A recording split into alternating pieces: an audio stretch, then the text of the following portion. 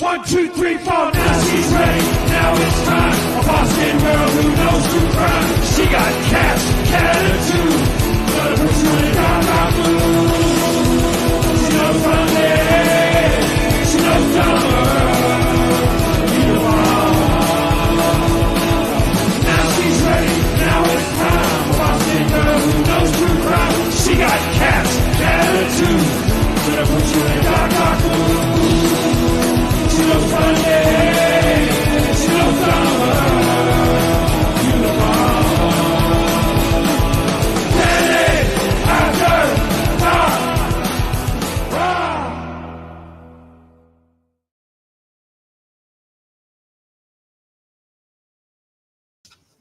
Hi and welcome to D&D After Dark. If you're new here, make sure to like and subscribe so you don't miss a notification or a new episode. Tonight is, I have to say, one of my favorite type of episodes that I do for you guys. And it is my true crime book recommendations. So I have been reading a ton lately, and that is no exaggeration. So I have a lot of books that I need to catch you guys up on. Some of them that I'll be reviewing tonight, I just got. But yeah, I'm really excited. So let's quickly kind of go through who's here and yeah, get to the book recommendations. And I just want to say at the beginning of this episode, and I'll say it at the end too, if any of these books that I recommend, you want an episode dedicated just to that specific book, let me know. I will be more than happy to do so. Actually, would really make me happy because then I get to dive through it again and be a little bit more critical than I would be otherwise reading it. So yeah, and that goes also for any of my prior book recommendations videos, any that I've done in the past. I keep all of my books. I have a huge true crime book like hutch that stores them all. So I'd be more than happy to do that. So let's see who's here. And I'm going to totally butcher your name, and I apologize. Camilo Tejas? Oh, I'm horrible with names. If I butchered it, my apologies. But welcome. Thank you for joining. James Watson, we haven't even started the show yet, and you're already complaining. You know, for 50 Shades of Grey, go over to the Paulcast. That's kind of, I think, where you'd get that type of book review. And not from me over there, but from Paul. Let's see. Capone, welcome. Nuffles, good to see you. Kane, hello. Let's see. The Better Paul, of course, welcome. Nick, good to see you. Mr. Beckham is here. He must be lost. Hey, Liz. Liz, you are going to like a couple of the books I'm recommending tonight, so stay tuned. What is this? Danny, James stated he would purchase 2 copies of your book review. Hutch equals shrine. You know, some people display like comic books and things like that. I tend to just, you need a place to keep your books. Where else would you put them? In like a storage bin, like plastic storage bin or something? No, you want to show them off. And when you want to grab them, they're right there. Let's see. Stephen McElwain. Hello. Good to see you. All right. So I'm really, really excited. So let's just dive on it. So the first book recommendation that I have is from Kathy Kleiner Rubin. It is A Light in the Dark, Surviving More Than Ted Bundy. And I actually got this book at CrimeCon, and I actually got to meet Kathy Kleiner, and my bookmark's still in there. And she was gracious enough to autograph it for me, which was awesome. But this book, Kathy Kleiner went through in regards to her attack from Ted Bundy. That's not all that's covered in here. And I want to make that very clear. Kathy is what's the word I'm looking for? Oh, she used it during her presentation too, but she is a multi-time survivor. She didn't just survive Ted Bundy, and her book goes into everything. She had lupus as a child that she almost died from, and then she had breast cancer later on in life after the Bundy attack that she survived as well. So she just keeps getting, the bad end of life, in my opinion. But then when she discusses it and how she handles it and moves forward, it's with such grace, dignity. It's so inspiring. But I want to just kind of read a little bit of what this book is about. So in January 1978, I slept in my bed at the Chi Omega sorority house at Florida State University as Ted Bundy stalked nearby. He grabbed an oak log from a stack of firewood, slipped through a back door with a broken padlock, and headed upstairs. He began twisting doorknobs. Room 9 was open, and he quietly and quickly killed one of my sleeping sorority sisters. Across the hall, he found another unlocked door and murdered again. Then attacked, Then he turned the knob to my bedroom and found it was open. I remember the attack vividly. Bundy bashed me once in the head with the log and then attacked my roommate. He heard me moaning and came to finish me off. He never left his victims live. But he stopped suddenly when a bright light filled the room. He fled the sorority house and the light disappeared. This is my story of surviving 3 death sentences and finding love and happiness along the way. I was saved by a bright light, and I hope my story is one for people who are experiencing their own dark times. I am a victim, but I'm also a survivor. As you can tell just by, her description of what this book is, you can her positivity and how she just views life, it just radiates. It's just that little paragraph I read you. She has that tone throughout. Kathy Kleiner-Rubin is honestly one of those people that you're just in awe from. When I was able to see her presentation at CrimeCon, when I tell you there was not a dry eye in the house, everybody was in tears, but it was tears of a mix of sadness and just the strength that she had. It was just such an emotional speech that I literally walked out after and went straight to the CrimeCon bookstore and bought this book. So this is a must read. Again, Kathy Kleiner-Rubin, A Light in the Dark, Surviving More Than Ted Bundy. So that is the first recommendation. So in between the books, I'll see what you guys are saying. Where's the artwork of Paul and I at the ranch? You mean the 3 of us at the ranch? It's over there. It needs to be moved over there. I'm not to be trusted with a hammer, so I'm waiting for someone to assist me in hanging it up, because I'll legit just put a big hole in the wall. But it's there, and I know it needs to move over there. Don't worry, Beckham. Your pretty little mug will be hanging in the back soon. Don't worry. It's around the corner. She moved her desk. Thank you, Capone, for studying the layout of where I film. Thank you. Let's see. I thought you were on those. All right. So that is the first book recommendation. The second one, and I have been plugging the podcast of this quite a bit lately, which y'all should check out. Don't get me wrong. But the book itself, you guys need to get this book too. It is, and don't mind it. It's a little bit dirty. I brought it with me I'd already read it, but I brought it again with me on the plane to CrimeCon, which I know not the best thing to travel with. But nonetheless, that's just how I roll. So it's a little beat up from the airport, but Stop the Killing, How to End the Mass Shooting Crisis by Catherine Schweit.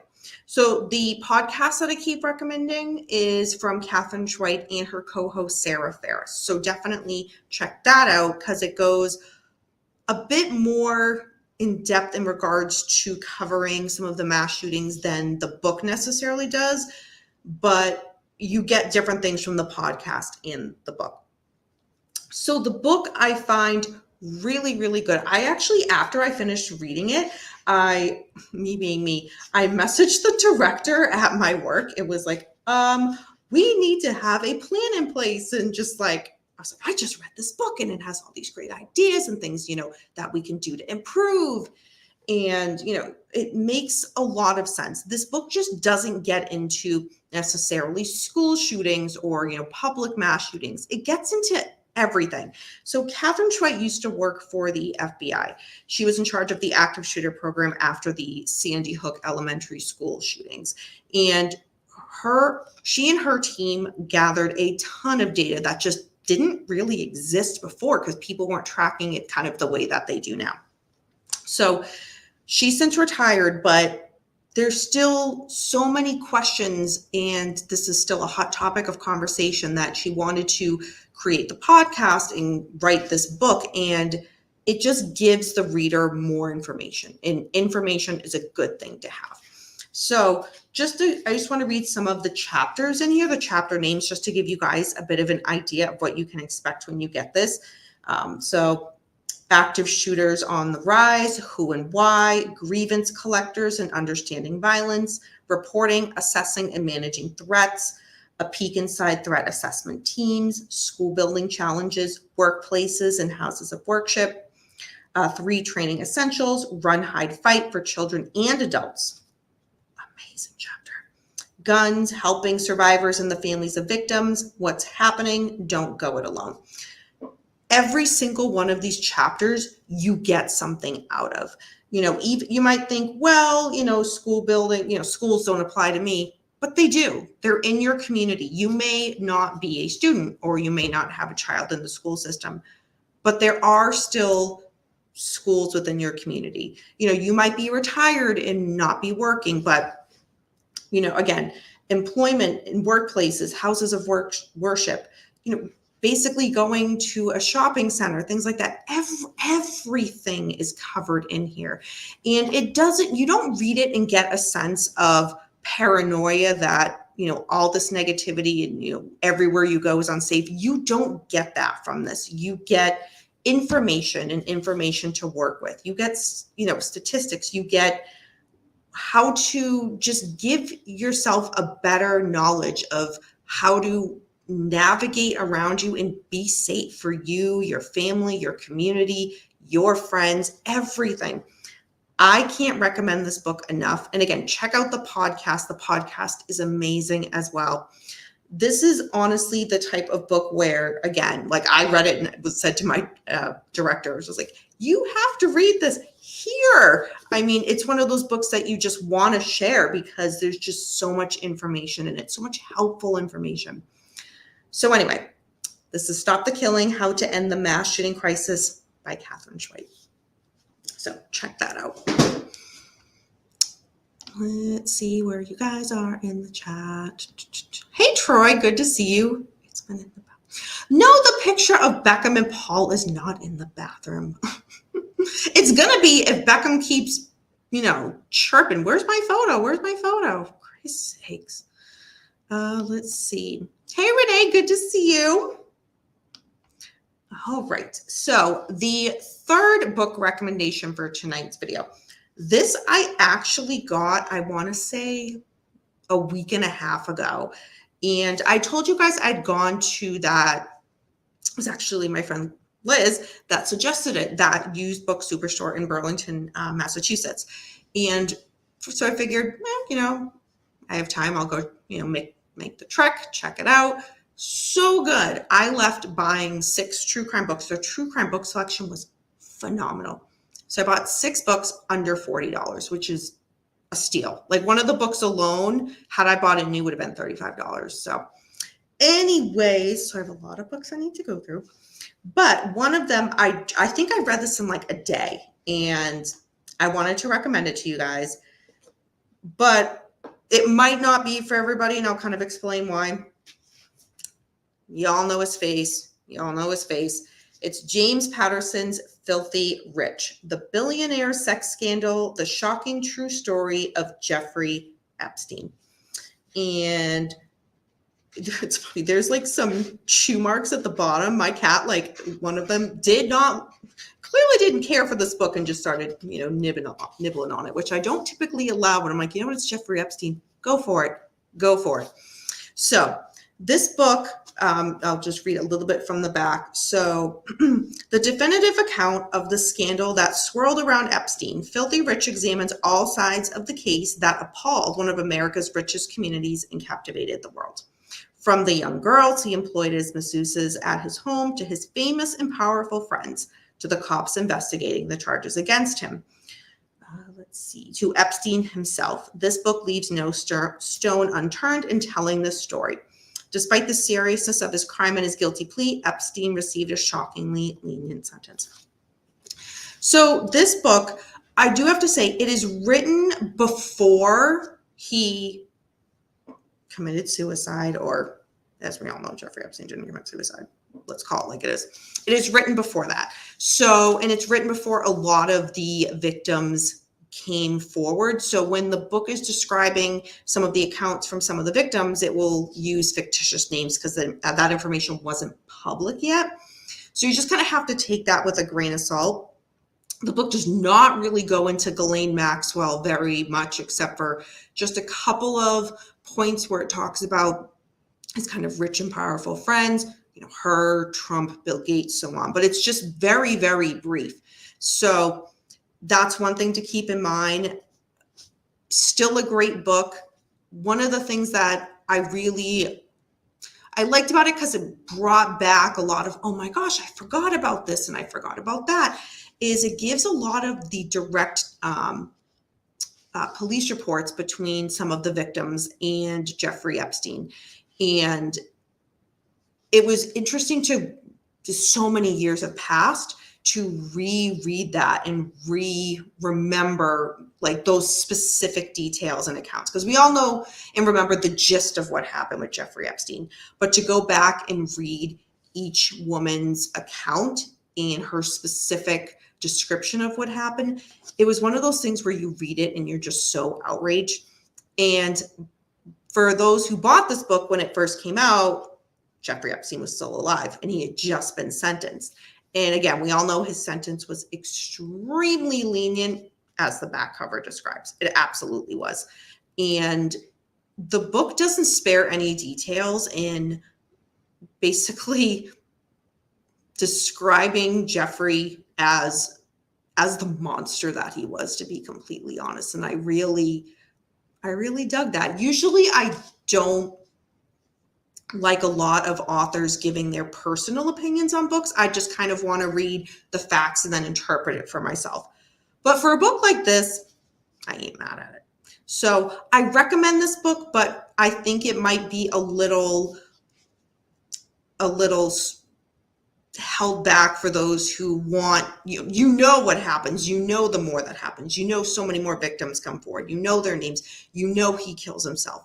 And this book was written before all of that happened. So I think that might be the only thing where people might be like, oh, well, it's so much more has happened. I would want a more updated book, which makes sense. But I picked this up again. I want to say it was only like a few dollars at the bookstore, and well worth it. Well worth it, just to remind myself what a horrible monster this guy was, because he has not been on my mind or on my radar for quite a while, and to reread this got all angry again.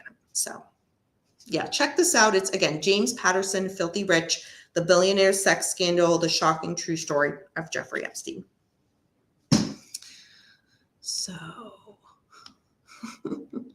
Epstein didn't chew himself. Let's see. His cellmate was in there for being a dirty cop who had chewed a bunch of guys. Wasn't there a document called that too? I'm not sure. There was a lot of Epstein documentaries. Oh God, I remember watching some of them when they came out, but so long ago, I honestly don't remember. I feel like I remember more so the Ghislaine Maxwell documentaries that came out, but that's more recent in comparison. But yeah, I can't remember if there was one, honestly, Renee. To be Epstein, which is what they did. Yeah, I remember that. And one of the presentations I went to, great segue. One of the presentations I went to at CrimeCon was Dr. Michael Baden. I discussed one of his other book recommendations in a previous video, and he did a presentation at CrimeCon. So good, like so good. And he had, pictures of Jeffrey Epstein's autopsy, and he, showed it and kind of gave his opinion on it based on that. And yeah, he was very, very upfront and didn't hold back that he does not think that Jeffrey Epstein killed himself. And I know a lot of us believe that as well, but it was just to hear someone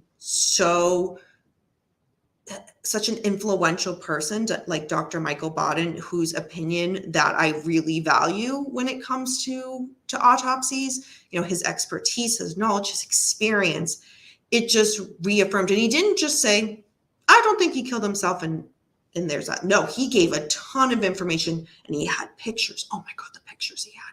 He's like, look at that. If you look at that, you can see this versus this, and this is what you'd look for. I mean, it was just so informative.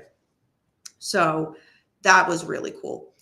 Great segue into my fourth true crime book recommendation, American Autopsy by Michael Baden.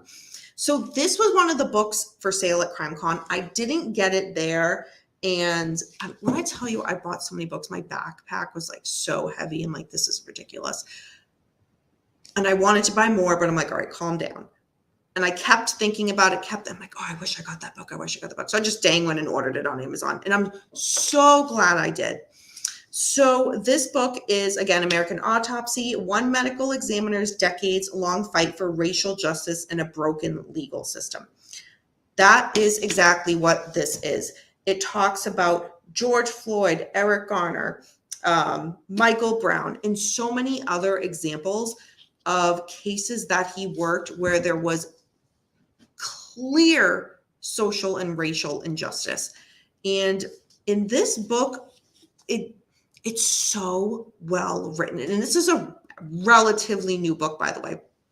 The other book that I'd recommended by Michael Baden, when I recommended it, it was, I forget the exact wording that I used, but he packed in a ton of information into that tiny book that it was just a lot. It was a lot, which was fine because I wanted all that information.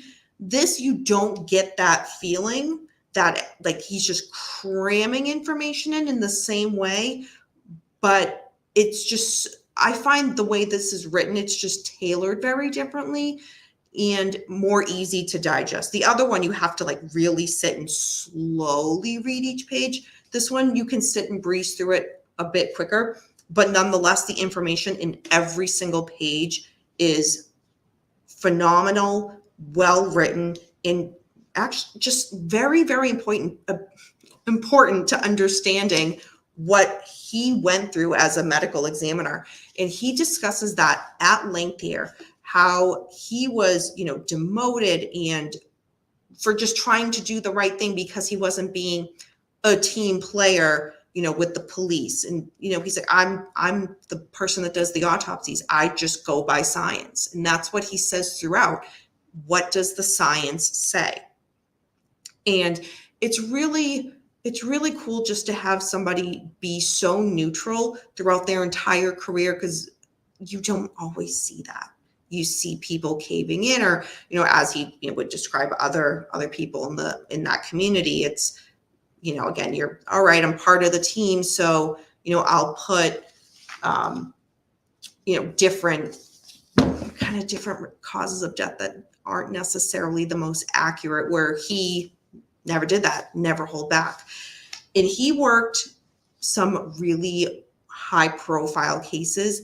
He was involved with O.J. Simpson, that case. So check that out. I know I recently remembered him on there was a documentary decades ago about Richard Kuklinski, the Iceman. And I was rewatching that on YouTube this past weekend. I've seen it like 100 times, but I just wanted to watch it again just because. And he's in that documentary. And I'm like, of course he would be in that documentary. He is the expert.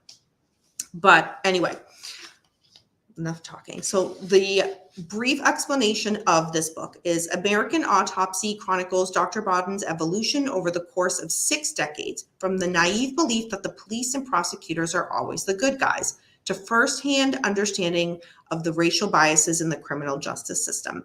It let's see. It illuminates the role Dr. Bodden and his fellow medical examiners have played in supporting and furthering those biases, including the long history of using controversial syndromes like sickle cell trait and excited delirium, which was raised by police in regards to George Floyd, to explain away the excessive use of force that sometimes results in death.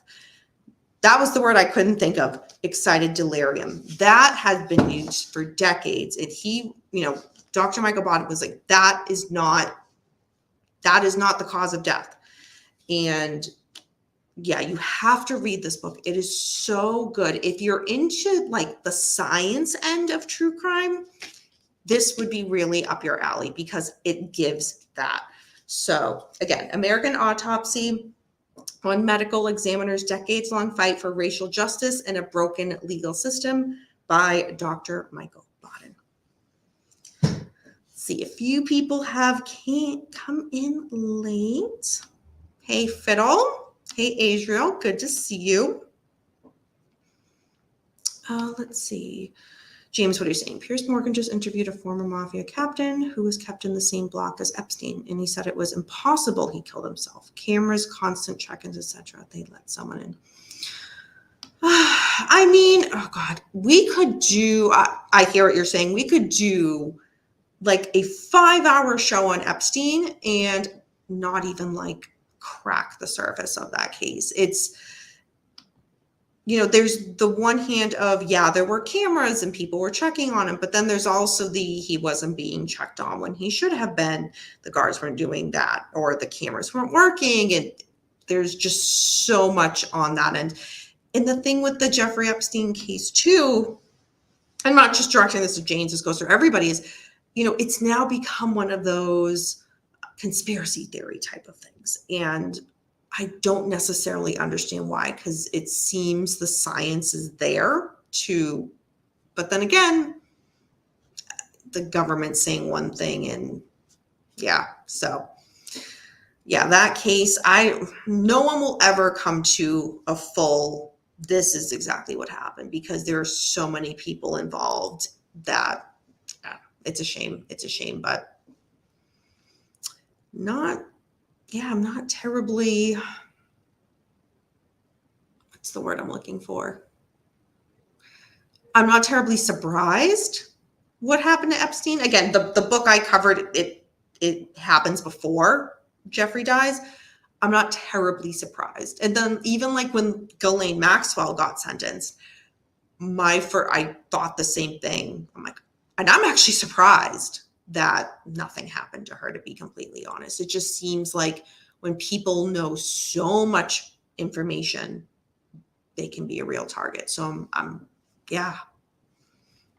but yeah, James, the whole Jeffrey Epstein thing, man.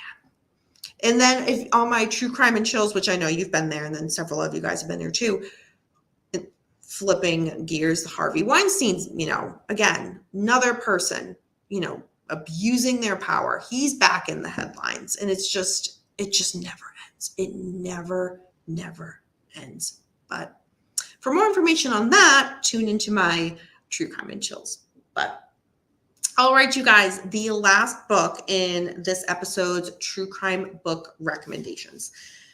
There would not be an episode if I did not at least cover one Harold Schechter book, because Harold Schechter is just amazing true crime historian. And that's how he describes himself, as a true crime historian. And that is spot on. The book that I'm recommending, and I have had this for a while. I've read this so many times. It's just so good. And each time I read it, I pick up on some other detail that, even though I read it very slowly and observe, I'm like, oh, I missed that detail, or, oh, I didn't pay attention to that as much as I should have, because it comes up later again, and so on and so forth. So this book is Hell's Princess, The Mystery of Belle Gunness, The Butcher of Men by Harold Schechter. For those of you who are into kind of the more, historical true crime cases, this is the book for you. So for those of you who are wondering, who is Belle Gunness? Maybe you never heard of her. So I will read. So in the pantheon of serial killers, Belle Gunness stands alone. She was the rarest of female psychopaths, a woman who engaged in wholesome slaughter, partly out of greed, but mostly for the sheer joy of it. Between 1902 and 1908, she lured a succession of unsuspecting victims to her Indiana, quote, murder farm, end quote. Some were hired hands, others were well-to-do bachelors. All of them vanished without a trace. When their bodies were dug up, they hadn't merely been poisoned like victims of other female killers, they had been butchered. House Princess is a riveting account of one of the most sensational killing sprees in the annals of American crime. The shocking series of murders committed by the woman who came to be known as Lady Bluebeard. The only definitive book on this notorious case and the first to reveal previously unknown information about its subjects. Harold Schechter's gripping, suspenseful narrative has all the elements of a classical mystery and all the gruesome twists of a nightmare. So this book, now that you guys have a gist of who Belle Gunness is, what I like about the way Harold Schechter writes, not just this book, but all of his books, is he's not writing to kind of sensationalize all the gruesome gore and all of that comes with the cases that true crime covers. It really is from the historical aspect. Yes, it touches upon the crimes in detail because you just can't get over that. But he doesn't do it overtly. It's not sensationalized. It's not overly graphic when there's no reason to be. That's not his style. It's very much from the history perspective. And when Harold writes his books, he gets so in depth. So this book, for example, is just over 300 pages. It's not all just about Belle Gunness. He goes into the community. What was the community like before she came into the picture? What was it like with her? What was the aftermath? And that is one of the things I really like to learn is the aftermath of a crime. What is the community like afterwards? Because I feel a lot of times with cases, and even that happens to this day, reporters, journalists, everybody flocks to an area where a crime occurs. They talk to the people in the community and then they leave, they're on to the next story, or the trial happens and now it's quote unquote done and people just don't cover it or talk about it anymore. I want to know, the community's left with all of the broken pieces of what's happened to them. And that's just not right. And he gives a real in-depth view of what is the community like now. For those who don't know, there's all this controversy regarding Belle Gunness. Did she die when, where everybody's saying, she died in the fire? When you read the book, you'll know what I'm talking about. Or there's some are saying, no, that was a setup. She didn't die. There's been sightings of her since. Are they credible? Who can say? But Harold goes into all of that. And I really, really like that. So again, anybody who is not just into true crime, but into history, you are going to love this book. Hands down, love this book. So again, this is House Princess, The Mystery of Belle Gunness, Butcher of Men by Harold Schechter.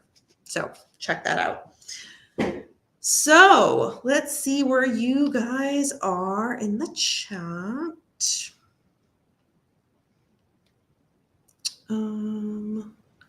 So who ordered him dead? Oh, I think you're jumping back to Epstein. I don't know. That's the thing. He knew so many powerful people. I can't. I feel like there'd be so many people that would want the information protected. And I know it was recently in the news about his contact list going to be released. I covered it with Mr. Beckham a couple of weeks ago in one of my True Crime and Chills. And again, the people who were in there, listed, got to come forward and within a certain amount of time and kind of prevent their name from getting released. But yeah, I don't know. So I know that's one of those here I'm saying, I don't think he was, killed himself, but who killed him? I don't know. But there's certainly a lot of, if you kind of go down that rabbit hole online, there are a lot of theories. I don't necessarily agree with all of them though. Hi, welcome. Hi, mermaid. Yes, want to borrow this one. Okay, Liz. Let's see. If you do what you love, you'll never work a day in your life. Oh, Jesus, fiddle. I like historic true crime. Kane, then get that book. Honestly, get that book. You will not regret it. Actually, I mean, almost any Harold Schechter book, I feel like go on Amazon and check it out and read through like kind of the ones. He has so many books. I have like all of them. He's a great true crime historian. So if that's what you like, you'll probably like all of his books, to be honest. So check them out. I've got Liz. Where's Liz? Yeah, I've gotten her to check out some of Harold Schechter's books. Yeah, there she is. Yeah. And she's a history person. So that's her alley too. Yep. You'll like it. You'll like it for sure. I do what I love all the time. I just can't get paid to do it. Oh, James, you poor thing. Let's see. Nuffles. I seem to read more Australian true crime as it's closer to home. That makes sense. I honestly don't know much about any Australian true crime cases. There was one podcast episode recently I listened to that was based in Australia. And of course, now that like I'm just thinking about it off the top of my head, can I remember the name? No, I can't. But it was really, really good. And I'm blanking which I want to say it was it Red Handed Podcast? I want to say they covered it recently. I could be wrong, but there's only a handful that I'm subscribed to. So, but yeah, there was one that it was an Australian case and it was really fascinating to learn about. I'm sorry, I wish I remembered the name. Oh, Linda Rodstead. I was right. Thank you. I'll have to go back and check it out and see if I watched it in the first place. I'm sure if I put it on within like the first 5 minutes, I'll be like, oh, right. Yeah, I watched this. No, I didn't. I typically don't watch Netflix documentaries, but let's be real. Anything when Epstein, when that whole thing was going on, everybody, including myself, was watching everything about that case. Oh, geez. Australian true crime is probably wild. You know what's funny? I was talking to Fiddleford, and he was telling me I'd never heard about them before, but about magpies, and he was talking about them, from being in Australia, and I was just like, oh my God, I have to look this up. And I looked it up, I was like, oh my God, they're so cute. And he was like, no, those things are deadly.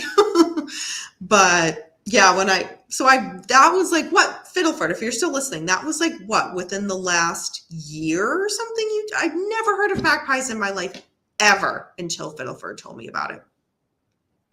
I still think they're so cute. I think they're so cute. Thank you, Renee. I'm sure they would be very deadly, and there we go. They're a menace. But you are too, and I don't know, for some reason when you're on my show, people message me that you're cute. So, it's Magpie, Fiddleford. We all have what we think are cute. I don't know. That would be wild. Y'all should watch the Ghost Train documentary.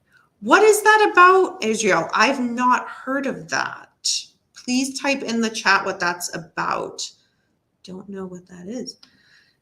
Maggies are vicious during spring. Oh, good to know. I still think they're cute. Let's see. Heckle and Jekyll were mad. They are just doing bird things. Oh, the Ghost Train fire disaster in Australia. I don't know about that. All right, I'm going to take a screenshot quickly. No, I'm not. I don't have that open. make a quick note. I honestly won't remember. So ghost train fire disaster. Okay. Thank you for that. Ooh, I know what I'll be looking up. It was an amusement ride that caught on fire and kids. Oh my God. That's horrible. I'm very curious. I'm sure as the documentary gets on, it kind of describes what went wrong and oh man.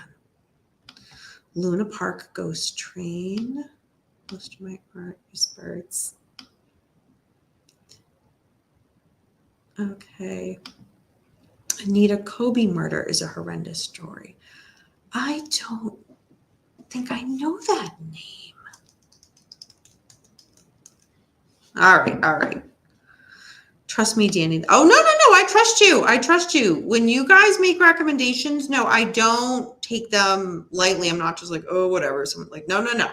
Even if it's something that is recommended to me and I don't end up covering it in a case, like an episode, I still research it for myself because 8 times out of 10, I haven't heard of it. So I'm learning something new and, so I thank you. I assure you, I will check that out. Nuffle's lack of rent is a true crime.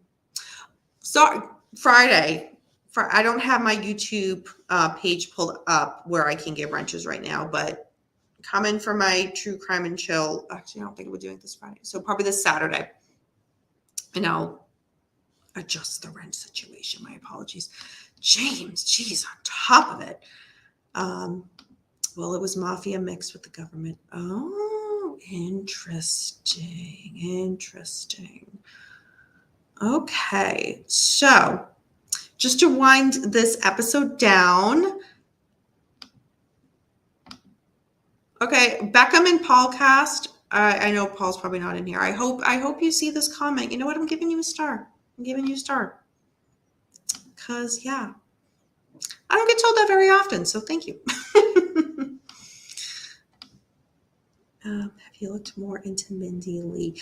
Yeah, I looked at it a little bit. What was it? Oh God, what's today? Monday. Last night, after I did some reading in one of the other books that I'm currently reading, I checked it out a little bit.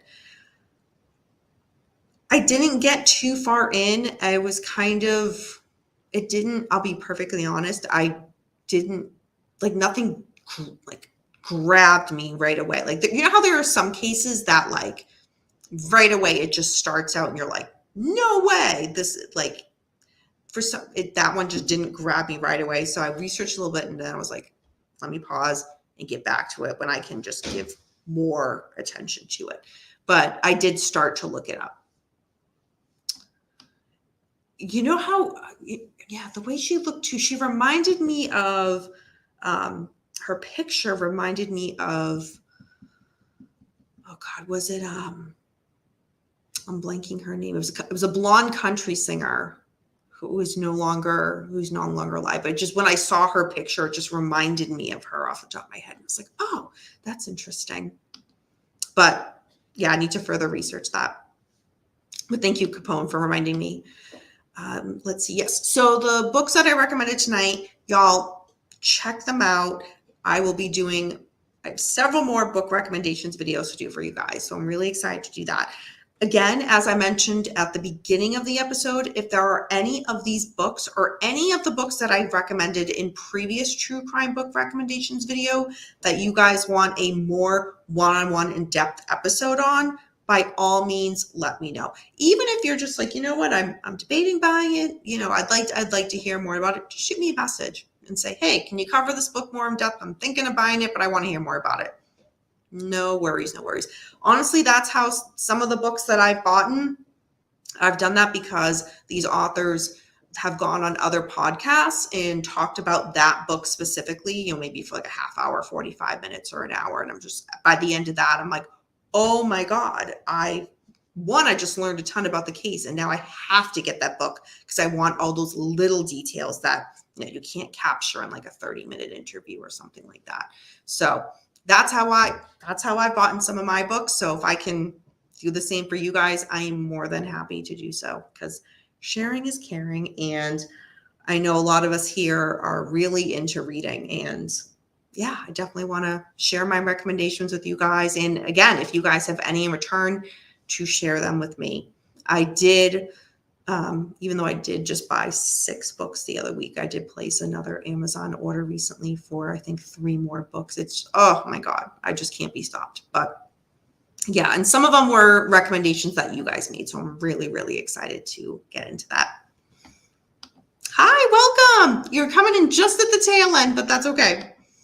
So that is it for tonight's true crime book recommendations video. Again, make sure you are liked and subscribed to this video and to this channel so that you don't miss any notifications or new episodes that will come. The True Crime and Chill will most likely be on Saturday night this week. So stay tuned for that. I will double check with Beckham to make sure he's available, because I know y'all love him on the show with me. So other than that, everybody, I hope you have a fantastic rest of your night and a great rest of your week. And until next time, remember, we don't live in darkness. Darkness lives in us. Bye, everyone.